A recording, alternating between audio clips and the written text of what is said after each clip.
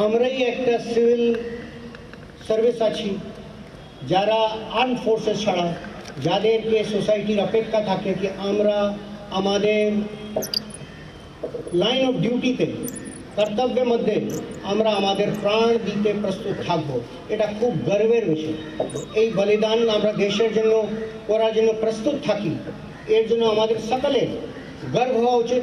পুলিশের এটা কোয়ালিটি আমাদেরকে সব সময় অনেক সময় আমাদের ডিফিকাল্ট চ্যালেঞ্জেস মিট করতে হয়, আমাদের অনেকগুলো প্রবলেমস ফেস করতে হয়, ওর মধ্যে যদি আমরা সৎ সাহস দেখাতে পারি আমরা সব ফেস করতে পারবো।